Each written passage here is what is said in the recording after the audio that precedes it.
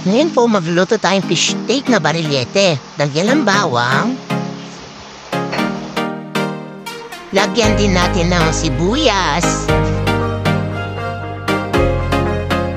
Ng toyo, pampalasa. Ng konting tubig.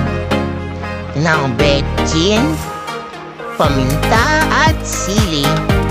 At pagkatapos ng pakuluan, hintayin lang natin ito hanggang sa kumulo. Takpan muna natin. Mag-iwa tayo ng kalamansi para ilagay natin sa ating fish steak. Mag-iwa na rin tayo ng sibuyas na puti.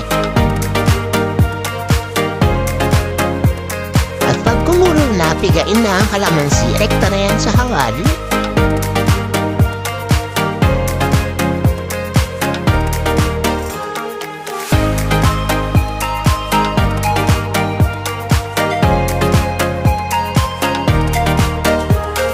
Pakuluan na hanggang sa lumambot.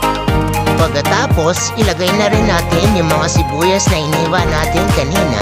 At hintayin na lang natin hanggang sa pwede na siyang kainin. Tada! Kain na